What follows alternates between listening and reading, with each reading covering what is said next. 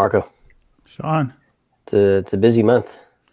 It is busy. What is it? Our third on location episode today already? I know. It's the third Something one today. like that. Something like that anyway. This time we're what's that?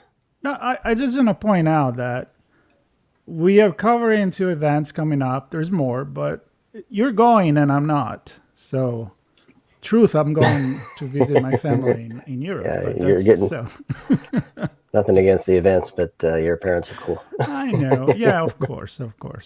But I'm kind of jealous because you're going to meet a lot of cool people and attend really cool conference. Yeah. And I think you've done this before a few times. I've been to Collaborate quite a few times, and it's always a treat to work with the HITRUST team and hear all about what's going on with respect to risk management and compliance and governance and managing policies and controls to keep ahead of all the bad stuff that's going on that impacts healthcare, first base, but also broader into finance and retail and critical infrastructure, you name it. HITRUST is helping folks do better with their security and risk management programs. And Collaborate's all about bringing that community together, the folks who write the policies, the folks who deploy the controls, the folks that assess them, the folks that attest to them and provide the assurance. So it's the full circle of bringing everybody together within the organization to deliver high value in assurance that we're protecting the business and the data and the people that leverage their services. So I'm going to be doing a fireside chat with Dan Nukas and a few others as part of the opening of the first day, and then shortly after, our guest on the show today, Allan Liska, is going to be talking about ransomware in healthcare. Allan, good to see you. Good to see you again. Thank you for having me on. Yeah, it's good to have you on again. Our last chat was about the comic book you wrote, which is really cool, and so I would encourage everybody to listen to that. Which is a fun topic, and you put it together in a fun way. Ransomware, maybe not so much fun, especially if you're on the receiving end of the alerts and the notices.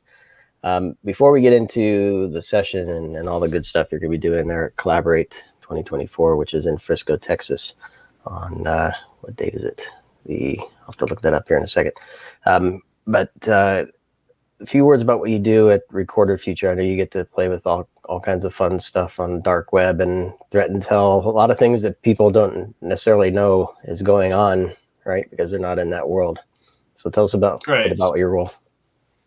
Yeah, so I'm an intelligence analyst, and I focus on ransomware research specifically. So one of the nice things about working at Recorded Future is because we have such a big intelligence team, I don't have to pretend to be an expert in what Kim Jong-un is doing or what's going on between China and Taiwan. I get to focus just on ransomware, which after 8 years of doing it, I'm really sick of talking about it, but it's not going away. So I don't get to stop talking about it just because I don't want to hear about it. Just like I'm sure a lot of executives who are going to be at HITRUST are tired of hearing about ransomware, but it's not stopping. So unfortunately, we have to keep talking about it.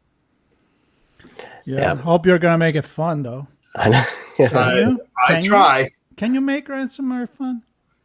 So actually, it's been interesting because this year, unlike any other year, a lot of the conversations that I have around ransomware normally involve TTPs. It's, here's the technical thing that the bad guys are doing. Here is the, here are the domains or the IPs or whatever you need to worry about. But this year in particular has been almost like a crossover between Law and Order and Real Housewives of Ransomware.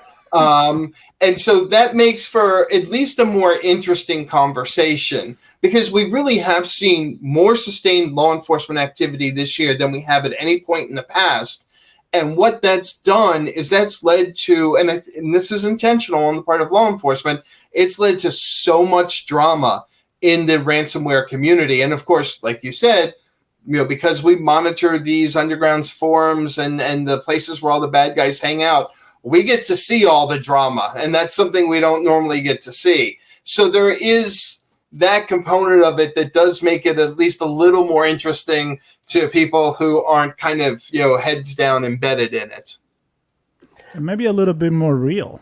Like maybe it doesn't feel like it's something that happens somewhere in the virtual world, but is actually hitting very close, too close, probably. Absolutely. I mean, it definitely feels that way for a lot of people because we're seeing all of this drama and that spills out with victims and everything else. I think it does hit a little closer to home, and that stinks, but it's also great because the more people can relate to it, the more people understand that this is a serious threat that they have to be aware of.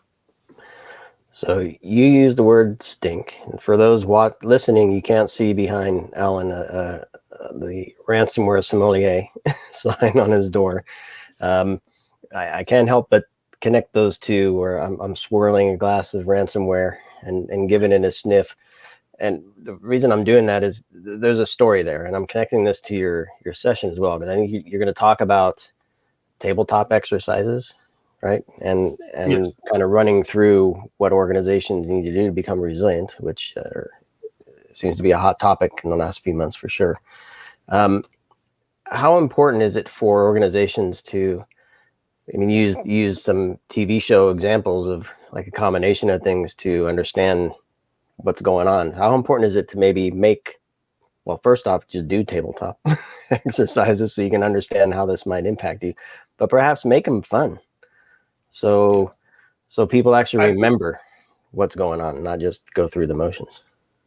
I tell people all the time, take a page out of D&D. I know that's super geeky and a lot of people aren't going to get that.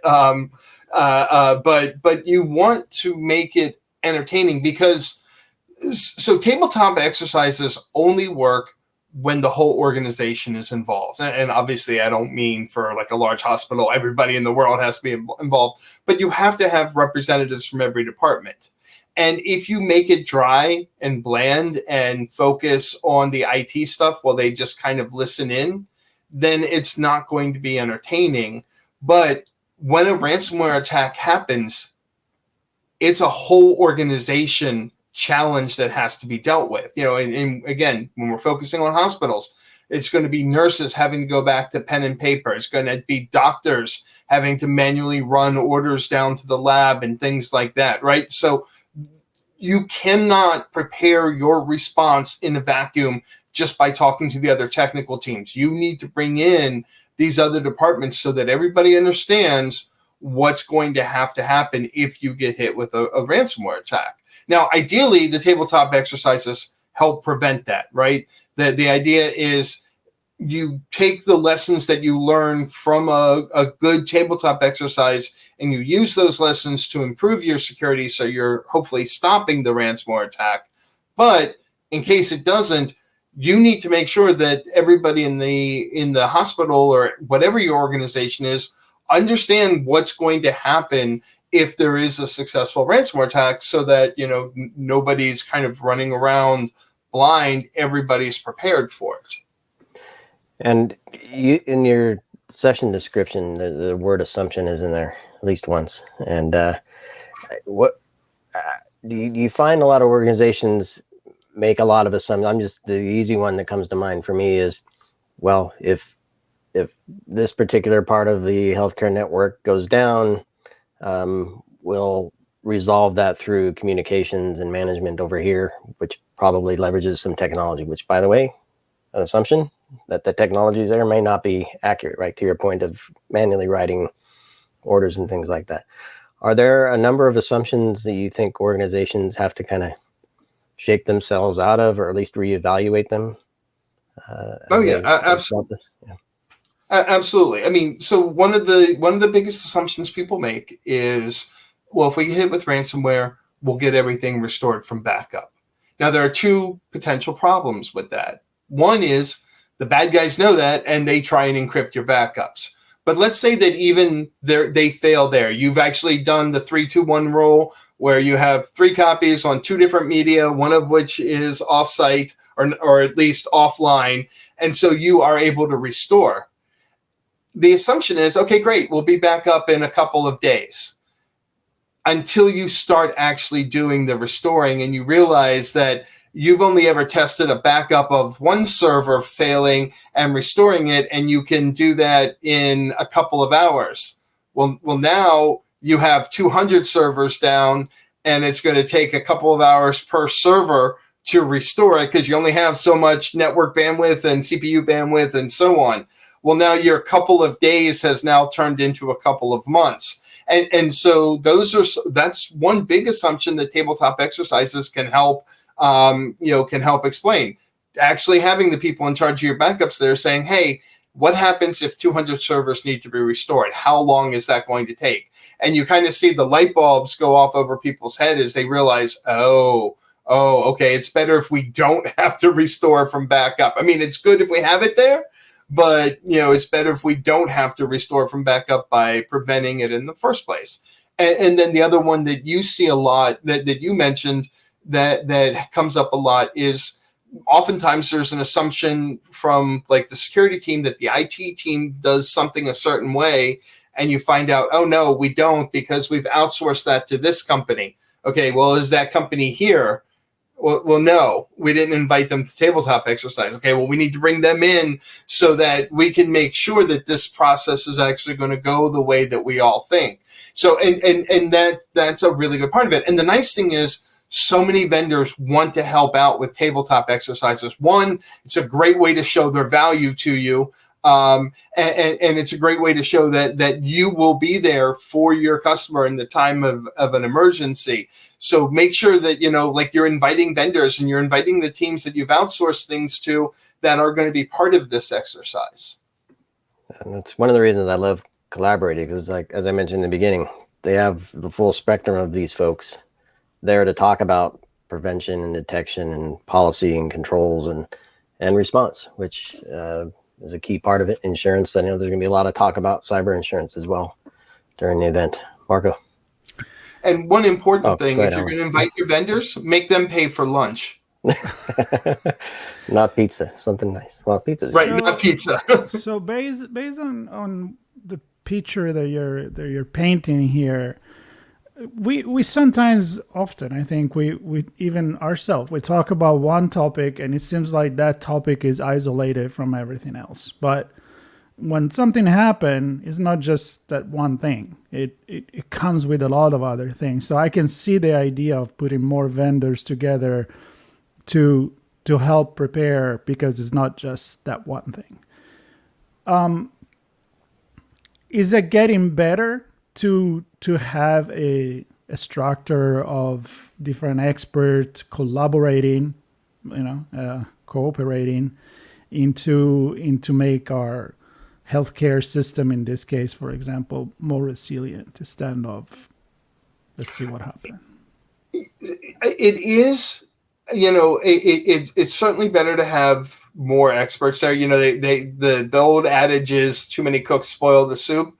But in this case, as long as everybody knows you are running it, whoever the you is, whether it's somebody in your security team, whether it's your CISO, whether it's you've bought in a third party that specifically runs these tabletop exercises, as long as everybody knows who's in charge, having as many experts as possible there, because you want that domain knowledge.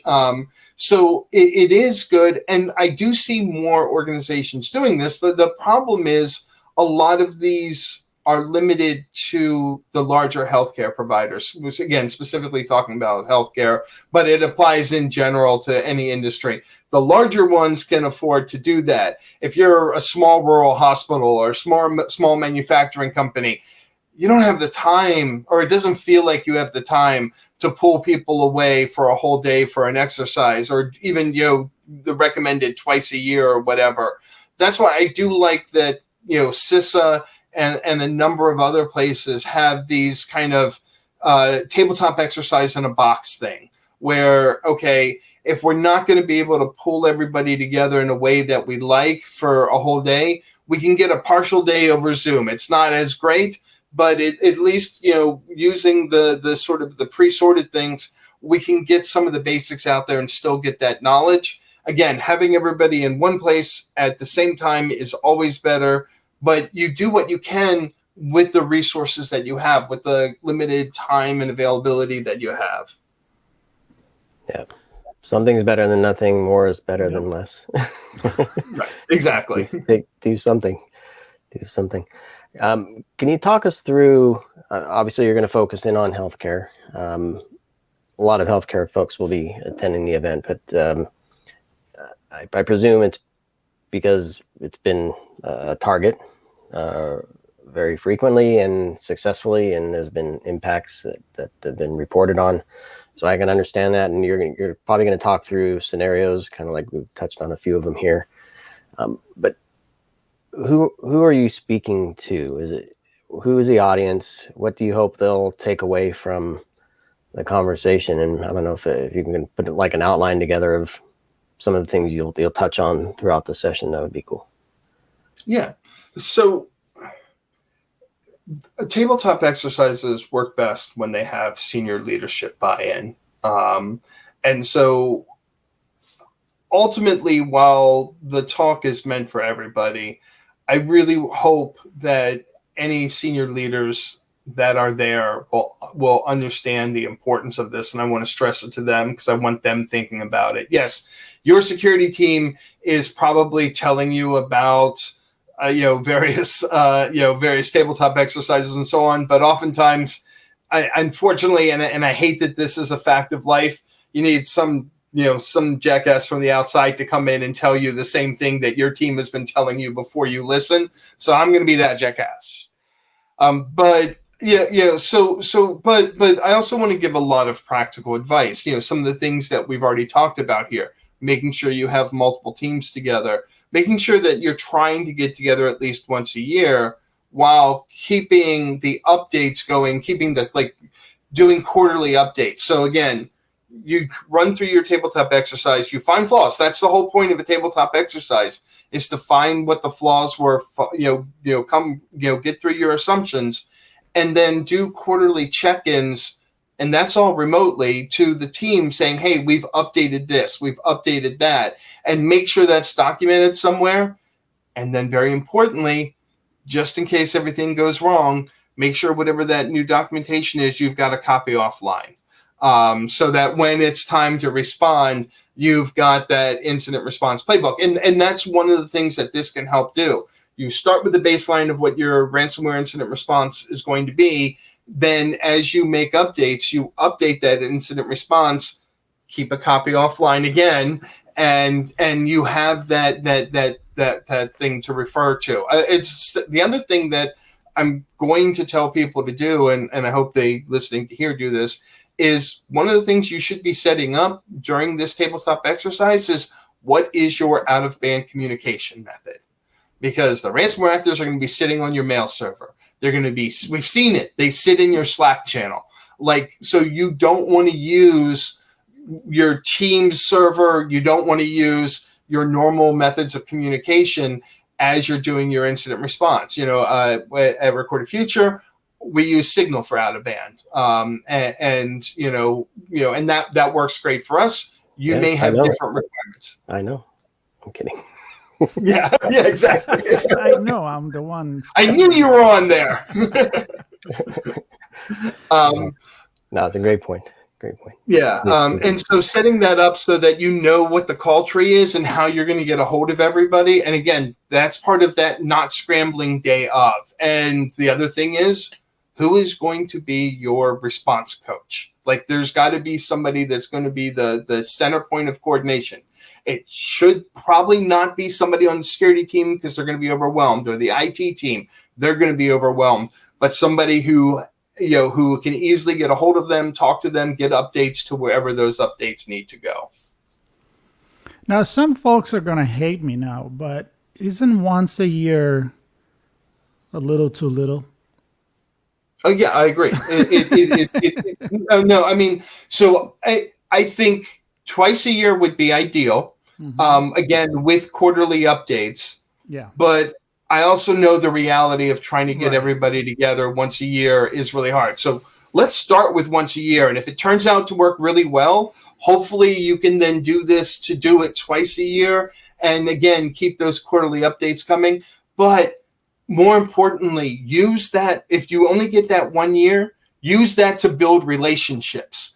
Too often, security teams are isolated. They're in the corner, separate from all the other business units. This is one way you get to introduce yourself to the other business units and then take advantage of that to go talk to them, to understand what's going on, because often we don't understand what the business requirements are, at least not as well as we should, because then that makes it harder for us to prioritize incident response and protections and investments in additional security features if we don't understand what's going on in the rest of the business. So even if you can only do once a year, hopefully you're using this limited time to build those relationships and getting to know those other teams so that you become one of their trusted partners. So pretty much collaborate. Right, 100%. Absolutely. and that's what's cool. I'm going to bring it back to the broader conference, because Collaborate, which is October 3rd through the 1st, by the way. Your session's roughly midday on the 1st, 3 o'clock roughly. And I guess the point I want to make is clearly, Allan, your session is going to be a hit. I think people will. It's a tough topic. People don't want to hear it, but I think they'll enjoy how you present it. They'll get a lot of learning from how you share what you know from working with organizations and seeing what's going on underneath in the dark web and whatnot. But equally important, the room is going to be filled with people like our listeners. And it's a chance to hear what Allan says and have a chat with the person sitting next to you, have a chat with a few folks in the conference or in the hallway, have a chat at dinner during the receptions about how they run their programs, their exercises, lessons learned. You're going to share a lot. Hopefully they'll engage with you and ask you questions, but more importantly, or not more important, but equally important, chat with each other, because that's the power of Collaborate. It's a decent sized session group, but a very intimate and trusting set of folks that come together because they work with each other all the time. So it's a chance to learn from each other. So that's, I guess, my main point. Yeah, I'm sad we have to talk about it. I'm thrilled you are talking about it, because we still need to get a better handle on it. And October 1st, 3:05, main session. That's the Star Ballroom. It's at HITRUST Collaborate 2024, Frisco, Texas. It's at the Star, which is the Dallas Cowboys headquarters. So it's going to be a cool place to be, and I'm sure we'll soak in some of the NFL energy, and maybe pick up some of the coaching experience there as well, or energy from there as well. So good stuff, Allan. It's a pleasure chatting with you, and excited to see your session there in person, and hopefully lots of people join us. And I look forward to seeing you all there when we arrive. Thank you. And thank you all for your time today. I really appreciate it. Marco, it's great to finally meet you. Yep. Unfortunately, not going to happen this year there, but, virtual for me became part of reality. So I'll take it as we just hang out. So, and as we hang out and Sean get to hang out with all of you, I'm inviting everybody listening right now to hang out with us. Subscribe to the On Location with Sean and Marco, and we have a lot going on. This is one important piece, and there are many others. So subscribe, stay with us, and that's it. Until the next one. Until the next one. Be sure to check out the first episode with the organizers. You'll get a nice overview of all the stuff that's going on those few days. All right. See everybody there. Thank you.